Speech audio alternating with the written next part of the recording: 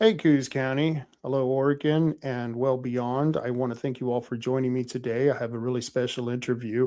I'm interviewing someone I haven't talked to in quite a while, actually going back to my radio days. And it goes back to an argument that I had with a friend about an electoral college. And that friend used to work for a representative for us here in Coos County, Arnie Roblin.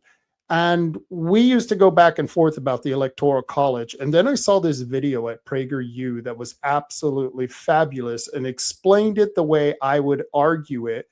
And so I asked this person who does this video to be on the radio show, and she was gracious enough to be a guest, and the interview went well. So I have had her back this today, and we're going to talk about a few new books that she has written. But I want to show you the just a small clip of the video that really started getting me to pay attention to this person, because I thought she was very good at presenting a story and spreading a message that people understood and it retained when you listen to it. And so here's that video.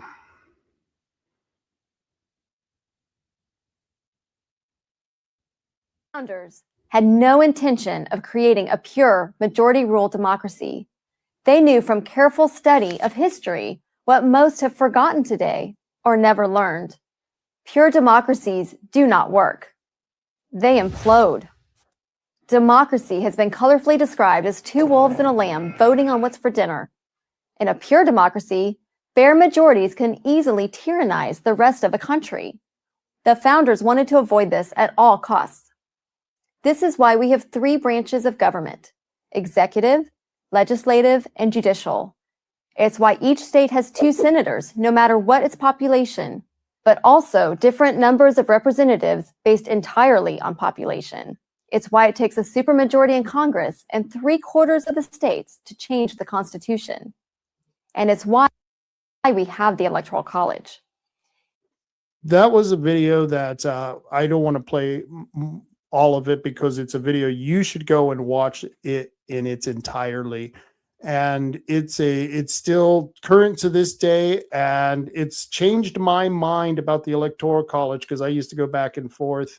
And so I'm really glad that Tara is joining us today to talk more about the Electoral College and the new books that she has written.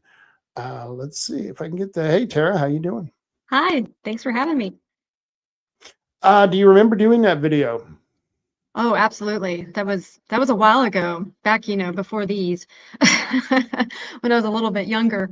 But yeah, no, I went out to California and taped it with the Prager U crew, and they were fantastic. And I thought they did such a good job on that. We actually taped it before the 2016 election and all of the controversy. I think it was like a year before, or it was released a year before. So it was out there, and it had been out there for a little while. And then when, of course, that 2016 election turned out as it did, all of a sudden I opened up my computer one day and I'm like staring at my face on all my Facebook feeds and stuff. So I'm glad it was helpful. I thought the Prager U team did a great job. They did do a good job, and you did a great job of explaining it. And when you put the graphics really tie it all together, because we are driven by images. And when you're hearing the story with it, that really puts it together. Yeah, I mean, I absolutely agree. The script is fine, but the graphics really pulled it together and made it really visual so everybody can see what's going on. So you're calling us from Dallas today, aren't you? I am in Dallas. Texas girl. Texas girl. That is so cool. I lived in Texas for a good portion of my life. I lived in Dallas. My cousin is still a cop there, believe it or not. Oh, really? And how's the weather in Dallas today? It's kind of dreary today. It was sunny the past couple of days. Today is kind of overcast, but honestly, I don't mind. We're going to get so much heat later. I will take every kind of semi-cool day I can get at this point, because we're going to be pounded later. But it's interesting. I've lived in pretty much every major city, I guess, in Texas, and everyone's got its own little personality, and so they're all different experiences, but it's a really big state. It's springtime and tornadoes are perennial as the daisies out there. And so, yeah, you're going to get, I lived in Wichita Falls and we traveled a lot to Dallas because that's where my grandparents live. And yeah, if the tornado sirens used to go off on a regular basis. I don't know if that's still a thing It's here. terrible. Well, it's weird because it never used to be that way. I've lived here for 20 some odd years now. And in the beginning, I don't remember ever having that ever, but in the past, I don't know, 5, 6, 7 years, 2019, I remember in 2019 there was a tornado that actually hit about maybe 2 miles from my house, like not that far. It was the one that went right through the middle of Dallas, if you remember that one. I was actually supposed to fly out to do the Rubin report the next day. So I somehow made the plane. I don't know how I made the plane, but it just seems like we are in just tornado shelter is a thing in our lives right now. I don't really like it because none of us have basements. It did mellow out going into the 90s and the early 2000s, but I'll tell you what, during the late 60s and throughout the 70s, it was a regular thing. The flooding, the tornadoes that would hit, the hurricanes on the coast, it was a regular thing. When we were kids, we used to joke about it because, like I said, every spring you were prepared to climb into your tub with your mattress over your head. And people who live in Oregon are going, "Are you kidding me?" And yeah, that's what you have to do in Texas because we don't get a lot of tornadoes up here. We just get a lot of rain. So we have a closet under some stairs that's where we go. That's funny. Everyone watch TV on the phone on our, sitting there, watch TV on the phone, trying to figure out what's going on. Oh, that's funny. We are going to be facing another election soon. The Electoral College is going to be a subject that's going to be hitting us again. I hear this time and time again from elected officials, including conservative Republicans, who will say, we are a democracy. America is a democracy. And we actually had the debate in our commissioners' meeting here in the county, and 2 of the commissioners were Republican, were saying to another commissioner, you keep calling it a democracy, but we're a constitutional republic. And in the end, that commissioner, who he's non-affiliated, but he's very much a moderate, a liberal, I would say. And he had to admit we are a constitutional republic, and I believe the Electoral College kinds of proves that, and your video leads to that. What's your, when you address people, how do you explain that? How do you deal with that statement? Well, I think it's really important to remember where the founders were coming from. They had just fought a war for self-governance, right? They did not have representation in Parliament. No, they didn't think that was right or fair. It's not like self-governance was not important to the founders, because clearly it was. They'd lost, so many lives during the revolution fighting for that very principle of self-governance. But they also remembered something else that we tend to forget today.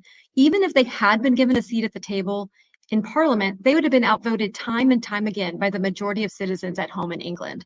So they had a difficult problem on their hands. How can we have a new government that is self-governing? We just fought a whole war for that, but that avoids the tyranny of the majority. The modern day example is 2 wolves and a sheep voting on what's for dinner. That's not right. The sheep's can always be on the dinner plate. So how can you reconcile all of these 2 competing principles? And the answer that they settled on was, they said, we're going to have a government that with many different characteristics of governments. We do have some aspects of our government that are more purely democratic than others. For example, the House of Representatives, where we are represented based on population. California has way more representatives than any other state in the union, but we also have Republican principles in our government.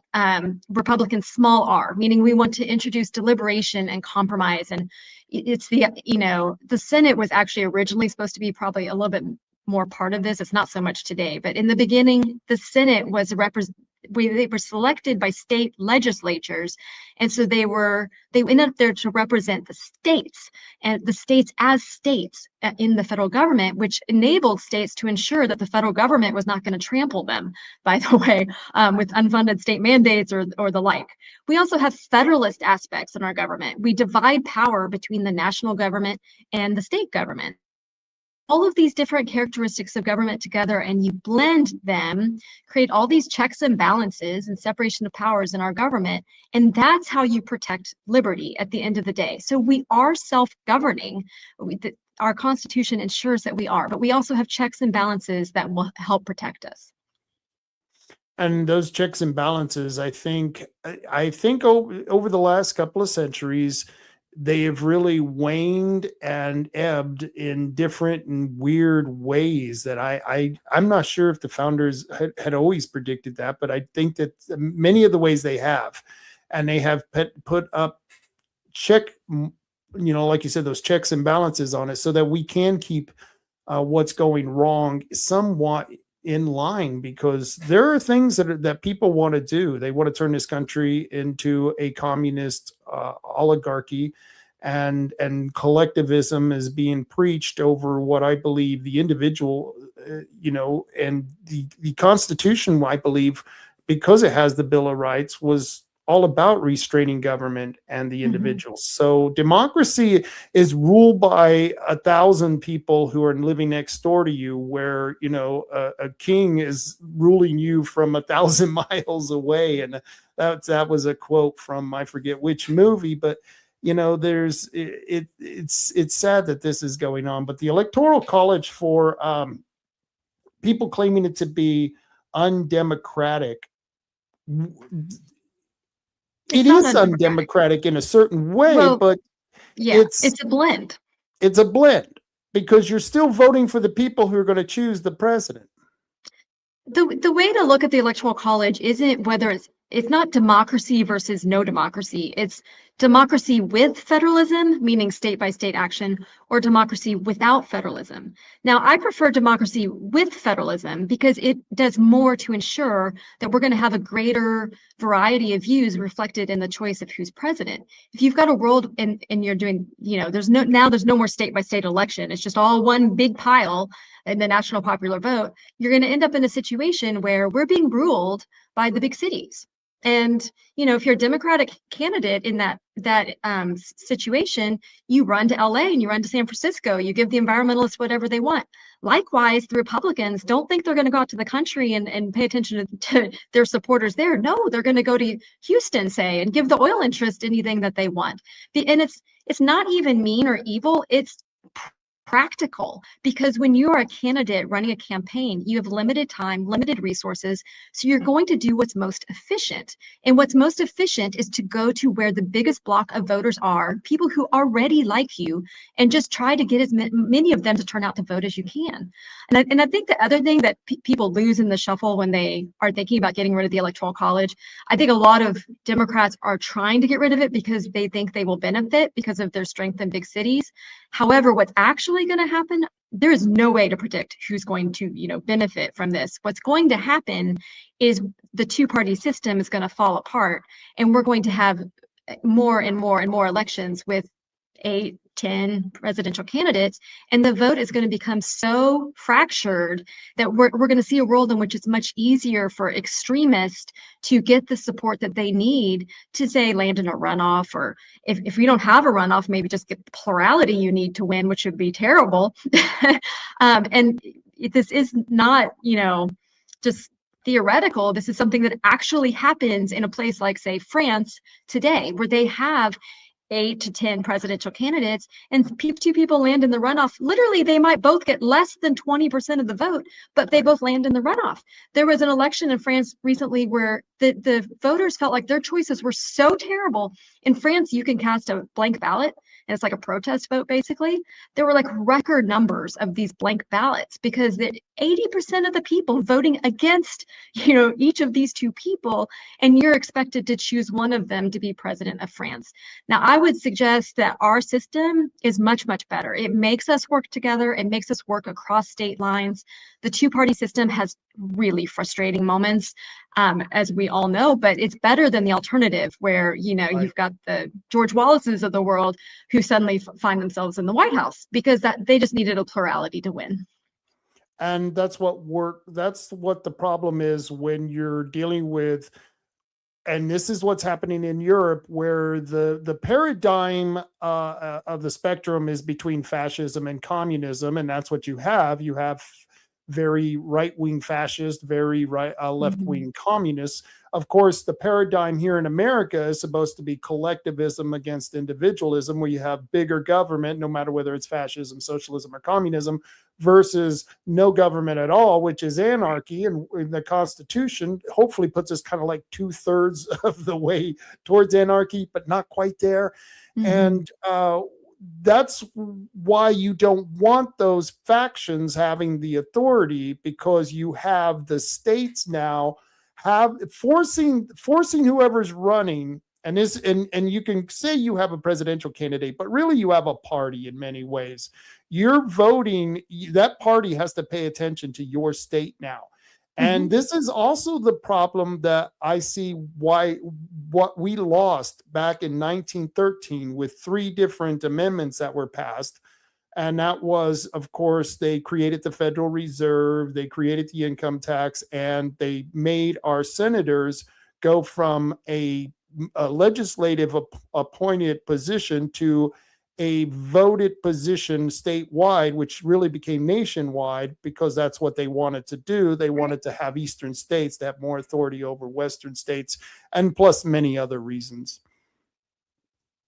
I mean, I agree with you. That amendment was way more destructive than I think anybody really realizes. But we disrupted the balance that the founders were trying to create, and they were trying to give the state, because we have the division of power between national and state, because we don't want the federal government in DC to control every aspect of our lives, and some things are left to the state governments. We had that division, and the fact that senators were elected by the state legislatures was to protect that balance and to ensure that balance is, stays stark and clear, so that the federal government cannot be treading all over the rights of the states and where they should be acting. And I think, if you look at the federal budget, or if you look at things along these lines, you can see it explodes, and it explodes once the goal of senators was no longer to represent their states, but the goal of senators was just to start throwing out handouts to any of the voters on the street. Right. What pet project do you have that you want me to go advocate for in the Senate now? So and now, of course, we've got a Senate that appears unable to act at all. They're just not doing anything. They go on vacation. And I guarantee you, if there was a state legislature that was going to fire those senators because this stuff would not be happening. Yeah, because they have to come back and they have to explain to the state legislators why they're not getting whatever the legislature wants, because then those legislators have to come back to the precincts, the counties, the cities, and say, hey, folks, it's not me, it's that guy right there. And that blame isn't getting passed on to the real person, because you know how everything rolls downhill. And I think we're missing that as an electorate, because we look at the Senate and this is going to bring me to another question, but we look at the Senate and we go, well, those people are pretty much, a lot of their authority, they have acquiesced to the executive branch, and a lot of their authority they're just not using because they're not doing their job. So my question to you is, part of the reason is they're blaming the administrative parliamentary procedure. It's the filibuster. We can't go forward. I've always been a fan of the filibuster ever since that movie, Mr. Smith Goes to Washington. I've always been a fan of it. I don't know, maybe I'm going too far back, but you know what I'm saying? What is your opinion on that? And what do you think they should do to break the not being able to focus? And the problem isn't the filibuster. The problem is they're calling it the zombie filibuster, where they don't even bother to take a vote. They don't bother to make nobody's standing up there talking. They don't bother to make them do anything. If you do a talking filibuster where you do actually make them go up there and do that stuff, I mean, that works, because that forces debate. And that was supposed to be the point of the filibuster, was to force debate about issues. And the minority would have the ability to force a debate about something. And I'm all for that. Sure, talk, keep talking. I mean, if you're watching what the Senate is doing, what they are doing is, if they adjourn as I understand it, if they adjourn at the end of the day, then it resets the next day. And so you can't make the talking filibuster work. But if they recess, then the same legislative day keeps going, and every senator is only allowed to talk twice. And so at some point you reach the end, everybody's talked twice, and you take a vote, and then it's a simple 51 votes to win. So when they're saying they need 60 votes, that's incorrect. They could just actually use the filibuster, as people have been using it for decades, and eventually get to a point where you could force a vote on this stuff. So, and I think they should do that. The Save America Act, in my opinion, I mean, this is something that 80% of Americans want, and the fact that they can't seem to figure out how to pass it is a mystery to me. And the fact that they can't fund DHS, to me, is just irresponsible. They need to fund it. Those poor people need to get paid. And, you know, I know there's an executive order now that is somehow getting paychecks to people, but it's not the job of the president to rescue the situation. And to kind of go back to something else you were saying earlier, I mean, part of our problem right now is Congress doesn't want to be accountable for anything at all. So they delegate away so many things that they should be doing themselves. And, you know, I am going to be the first to agree that way too much stuff is done by executive order in this country. But one big reason that too much is done by executive order in this country is because Congress literally wrote a law that said, no, I'm going to send the responsibility for this to the executive branch, you know, that agency or this agency or whatever. And they need to take it back, because we will have more say, multiple things. One, we will have more say in our laws if we're being represented in how they're created. But number two, it's crazy to be flip-flopping back and forth every 4 years when there's a new president. It's not a healthy way to live. We need to just have more stability in our laws. And that would have been what the founders never intended for the president to wield the executive power like it's being wielded right now. But and I'm not blaming, you know, any particular president for that right now, because I think they're just doing what's been sent to them. And so I know we're going to talk about the book later, but one reason I wrote a book about the Constitution is because I think part of the problem also is Americans don't necessarily understand all the nuances of our Constitution, and it's really hard to keep our representatives accountable to do it. You know, the more education we have, the better. So that's one of the reasons why. By the way, that was a phenomenal answer. Okay, when are you running for office, Tara? I want to get on the campaign. Let's do this. Let's get you going. I think you would be fabulous. Yeah, thank you. But I'm writing. I think it's my skill set. So but I will send information to everybody out there, and I really hope that people will just run for office. I think we've got way too many people we all know we have way too many people that have been there way too long, and it's time to get rid of some of them. I know Governor DeSantis is working on term limits, like a term limits amendment to the Constitution. To get that without Congress helping us, which seems unlikely, what has to happen is you need to get, oh gosh, I should know this. I think it's 2/3 of the states to call for a convention for proposing amendments. It's not a constitutional convention. It's a convention for proposing amendments. And then once that happens, Congress has to call for that convention. The convention agrees on language, and then you need 3/4 of the states to approve that proposed amendment, and it would then be part of the Constitution, and we could just do it without Congress.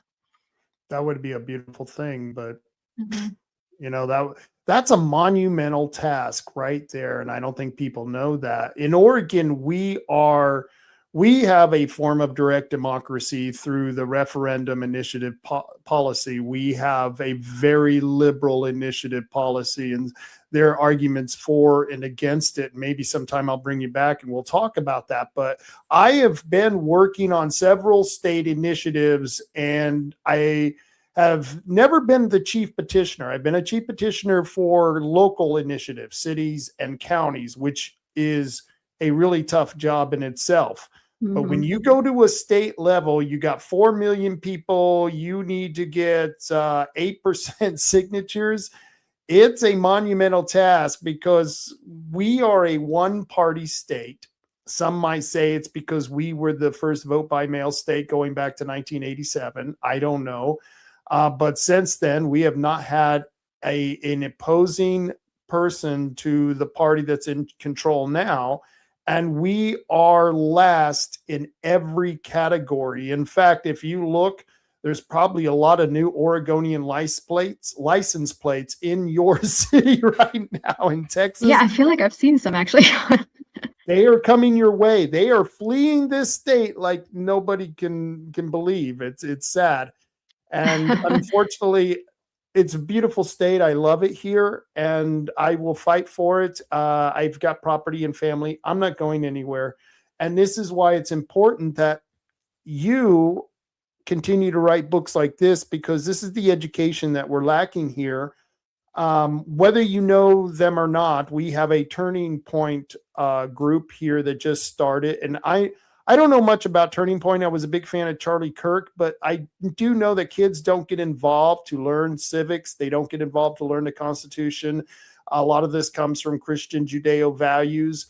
And so they are getting involved. We know we have young conservative groups that are coming up, and we want them to learn something different than what the schools are teaching them, because the schools aren't teaching them what I'm learning from your books. What people, if they read your books, they're not getting that education. And I'll give you an example. I talked to my son's friend who used to live with us years ago. And basically, America was founded by a bunch of white slave owners who created the country by writing a document in the late at night in secret and foisted it upon the rest of our country. And that's how we became a nation.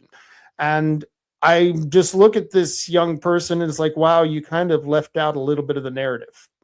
Is that what you're finding today when you go around?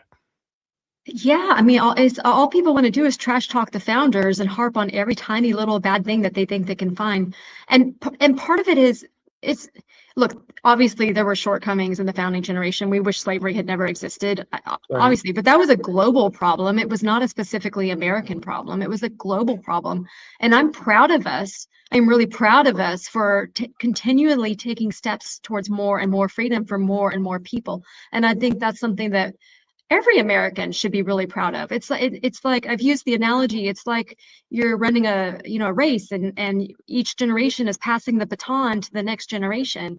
The founding fathers, the founding generation, did the best they could with what they had. I mean, they grew up in a world where the king could tell you what religion to be, or anything. They just, women were not treated well. Jews were not treated well. A whole bunch of people were not treated well, and they did something incredible, and they thought, you know what? No, we can be self-governing. We're not going to do this. They bucked the system. Now, they couldn't buck every single last thing all in the same day. So, they got the race started, and they had their baton, and they passed it to the next generation. And, I think the other thing that people forget is that there were many founders who wanted the Constitution specifically because they thought it would eventually ensure the end of slavery. Like, they did not think that they could get there on the first try, and they thought that developing the Union was the most important part. But like in the Federalist Papers, I can't remember if it was Madison or Hamilton, but one of them he actually says, no, this is going to bring an end to slavery. Because of the provision in the Constitution that says, Congress won't be able to. Congress won't be able to. Oh, now I forgot what it said exactly, but it's like, I think you can't bring slaves into the country after a certain date or something like that. Right. So, I mean, anyway, they supported the Constitution in part because of that. But even setting all of that aside, I mean, there were so many great things they did. They read the works of political philosophers. They studied histories of the failed democracies of the past.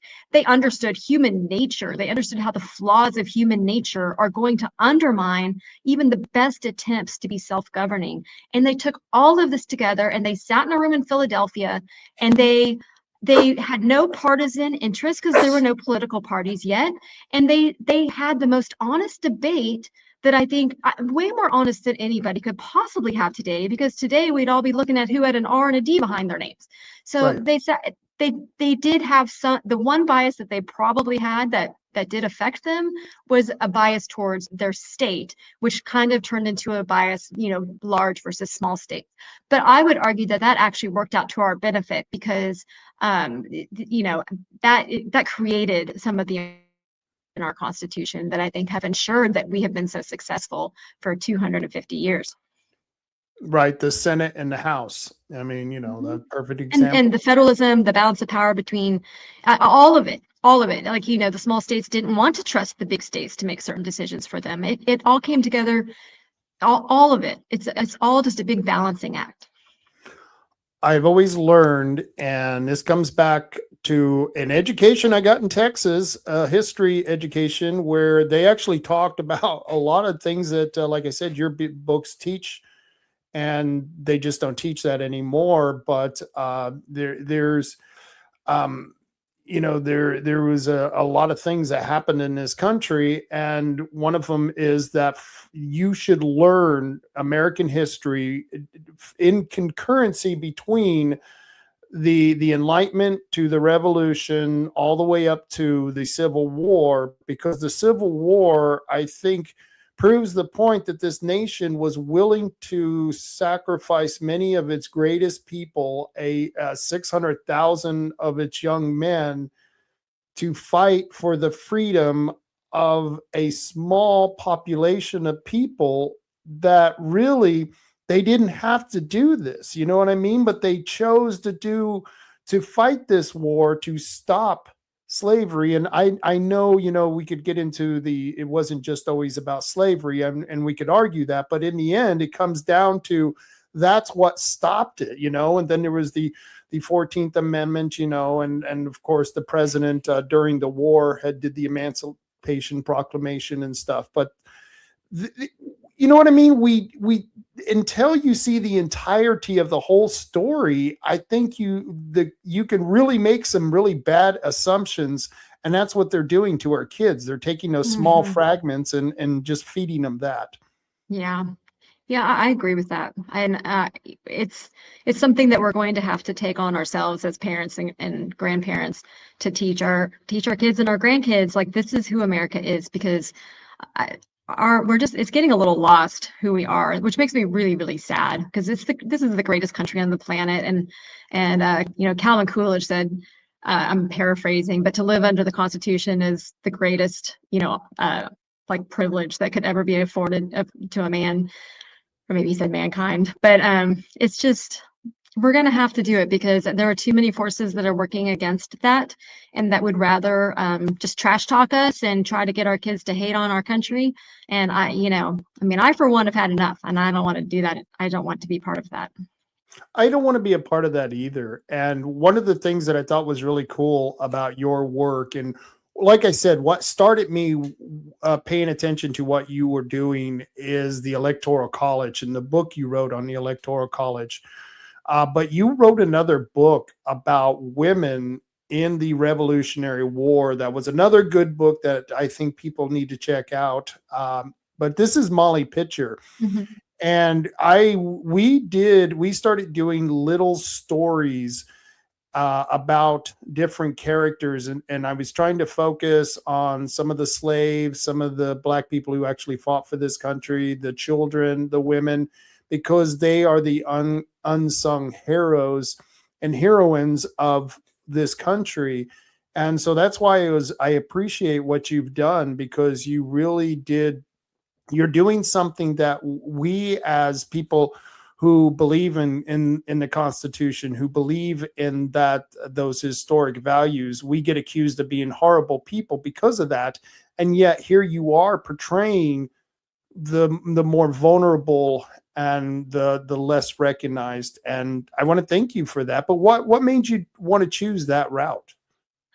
Well, I mean, so I did the adult books about the Electoral College, and around, I guess it was around 2015 or so, I thought, you know, what we really need is a kid's book about the Electoral College. So then I did that, because, you know, there aren't that many people that would write a kid's book about the Electoral College, but I'm one of them, so I did it. And that worked out really well, and everybody seemed to really like it. But then also what I realized is, when I do a kid's book, I get multiple audiences. I get the grandparent or the parent that's reading the book to the kid. I get the kid, you know, and I get multiple ages in the kids too, because I've written 4 kids books. For all of them, I try to write it in a way where the main text is aimed at elementary school. There's call out sections that are harder for, like, may say middle school or something like that. And then there's an appendix at the back, which is aimed at the parents and the older kids, with all the information about the stuff I'm going to say simplified it in the text, but I actually try really hard to get all the important nuances in. And how I did that with the Constitution book and with the Revolution book is I presented it as a series of double page spreads. And so the idea is that I know, your first grader, second grader cannot sit and read a whole book about, the ins and outs of separation of powers and all this sort of stuff, which is why most kids' books are so overly simple that you don't get anything out of it. So Right. I dealt with the problem by the double page spread. So the first double page spread is there's this thing called a constitutional convention. Okay, that's the end of that double page spread. That was really easy. Treat it like a chapter book, close the book, go to bed. And the next morning you can wake up and you can read your next chapter. And your next chapter is about how the big and small states were fighting at the Constitutional Convention. It was easy, that's easy to do by itself. So again, you've got these double page spreads, but by the time you get through it all, you've gotten everything. Everything's in there. Everything we've been discussing today, separation of powers, federalism, all of it is in there. But your young kids can treat it like a chapter book and just take a little bit at a time. The older kids can go straight through it and they'll be fine. But and it reads like a story, and I hope it's entertaining. But by the end, they understand we have this Constitution, and it's something special, and it's something that was created because our founders understood that people are imperfect, and even when you're trying to do a good job, you're going to probably get a little greedy, or something's going to happen, and we need to have safeguards against that. And so, and I did the same thing with the Revolution book, just try to take them through the whole arc of the Revolution, Stamp Act, Boston Tea Party. Yeah. So that was the idea. And I just was really aiming to do something different from the typical kids book, which again, like I said, I think is either oversimplified so you don't get much out of it, or it's so hard that no kid's going to ever pick it up. Wow, you answered two of my questions, and that was sorry. And it was no perfect. You're making it easy for me. I was going to ask about the oversimplification and how difficult that is, because that is one of the things that I find with children's books. And I love this, Tara, because I get so tired of reading about mythical kingdoms and magical places and little princesses.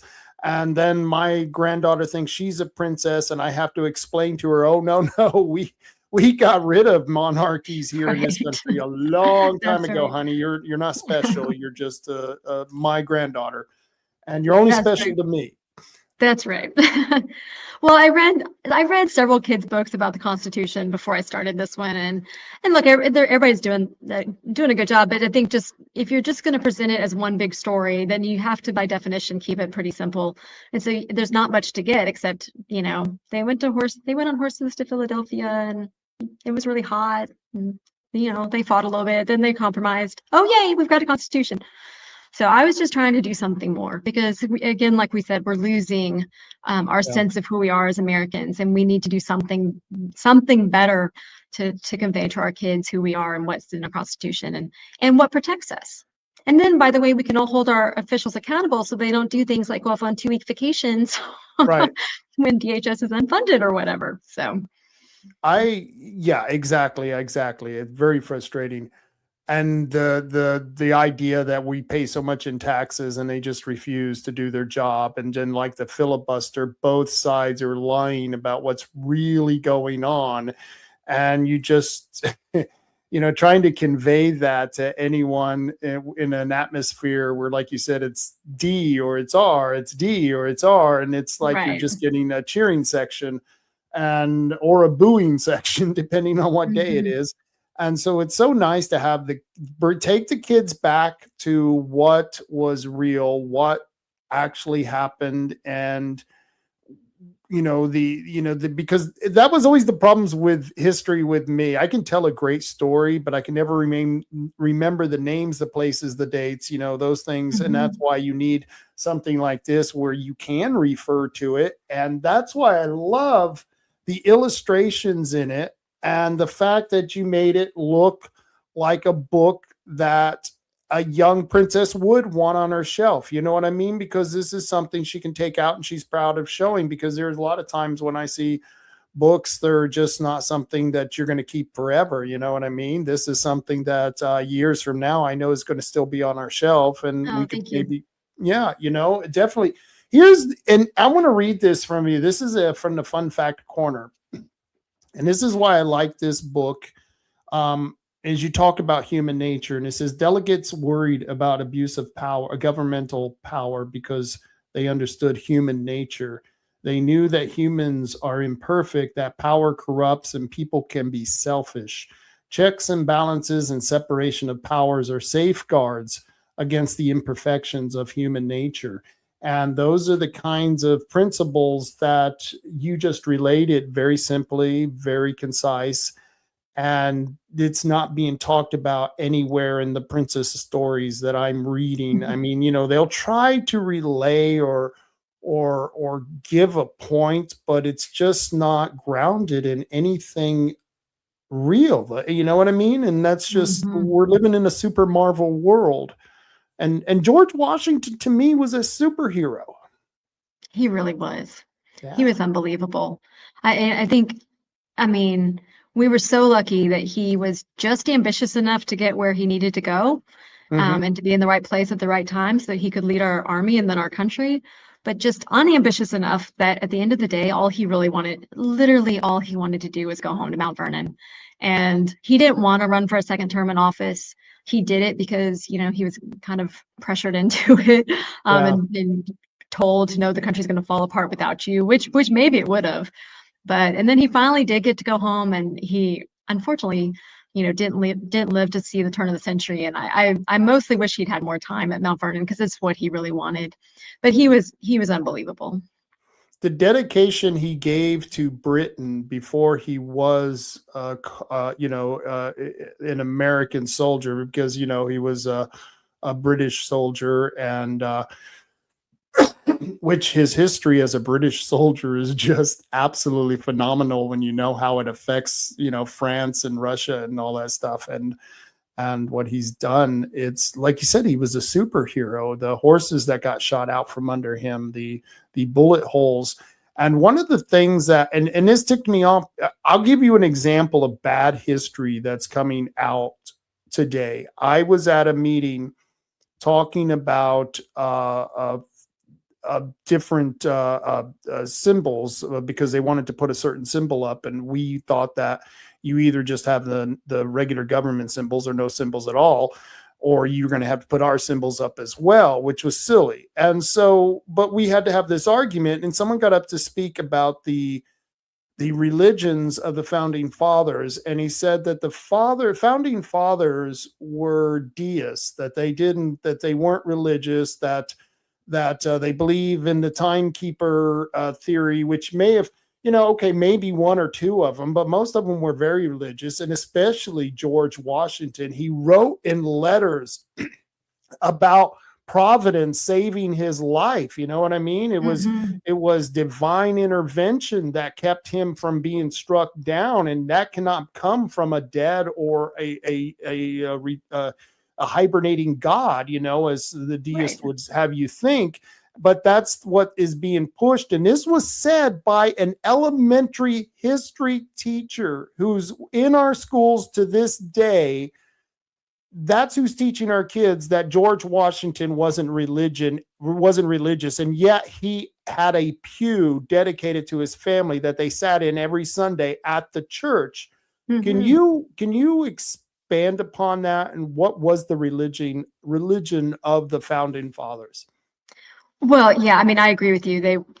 There may have been one or two deists in there. I don't know, but the vast majority of them were not. And in the idea of deism, a deist is someone who doesn't think that God is active in human affairs. And the founders, to the contrary, wrote a lot about how they thought God was intervening in the American Revolution, or at the Constitutional Convention or whatever. And George Washington, of course, one of the first things that well, let me back up. When he was commander in chief of the army, he was constantly calling for like days of Thanksgiving and days of praise, or he was ordering his men to go to divine service. He ordered them to go. And He also, by the way, on the flip side of it, was working really hard to get chaplains, more and more chaplains for the American Army. And part of why he was trying to get so many is because he wanted to have a greater diversity of them so that people would be more likely to be able to go to a denomination that they agreed with.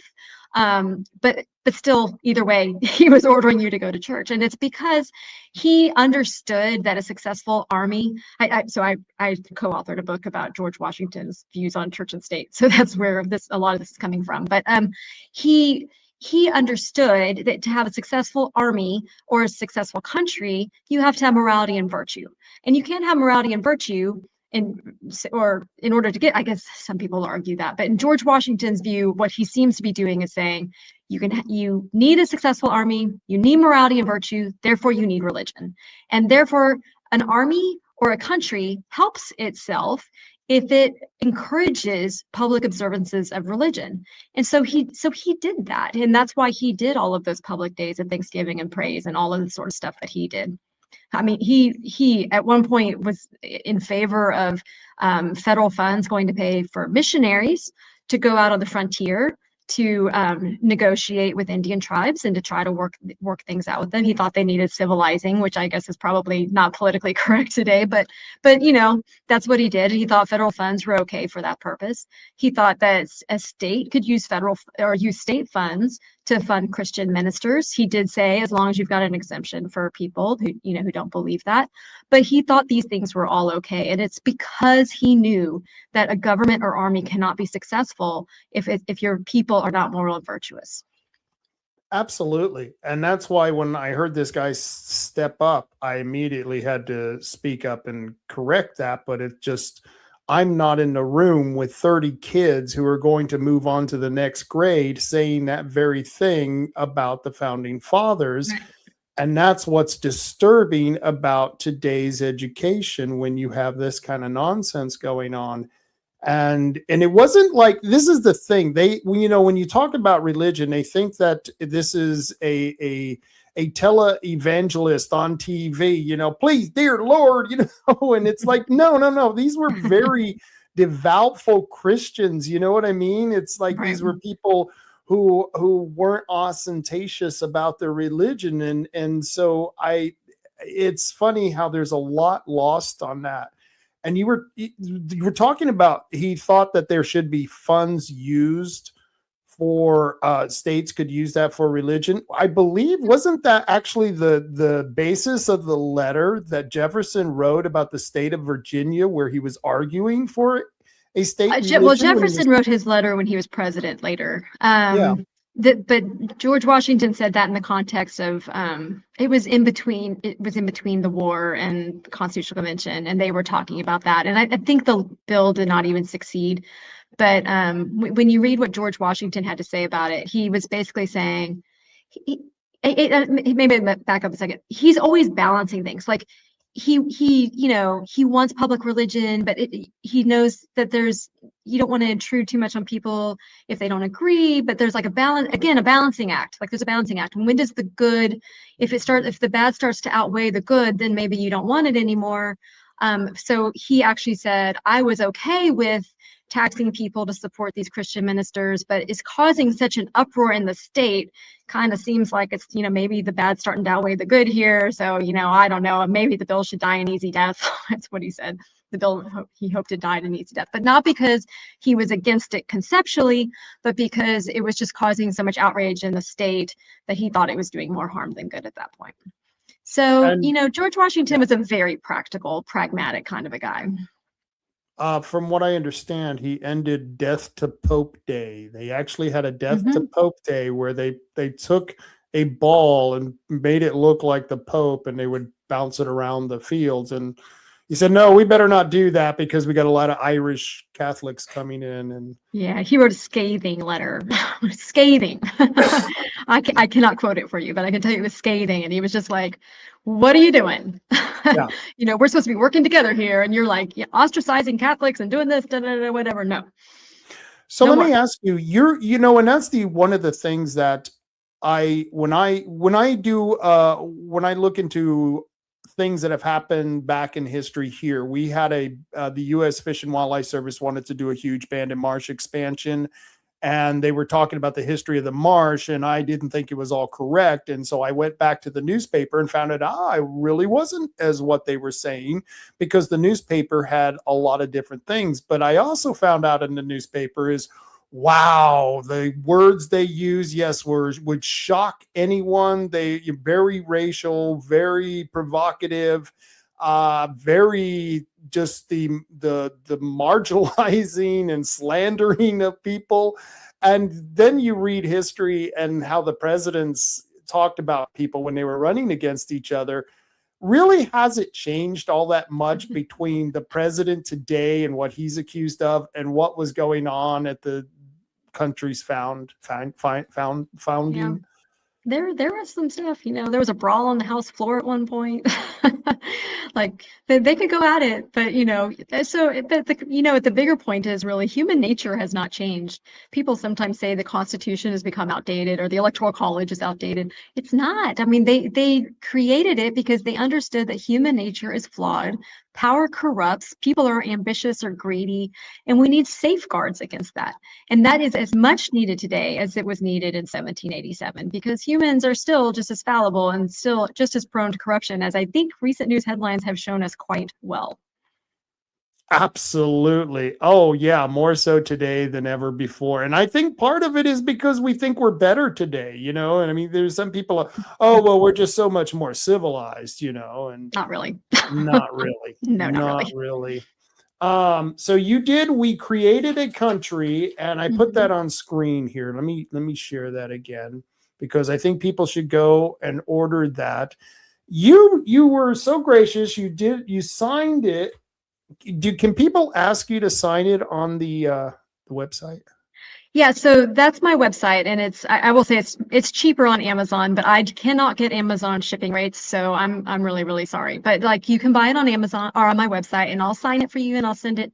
The book is technically released next week, but I actually just started mailing them out today, actually. Cool. And so you can get your signed copy, just tell me who you want to sign it to. Or if you'd rather go for the cheaper shipping rate, I do not blame you, but you can go to Amazon and it's there. And the easy link to that is Constitution for Kids, the number 4, not spelled out 4, but constitutionforkids.com will take you straight to the Amazon link for that. Excuse me. Let's see. I want to get back to show the other book as well.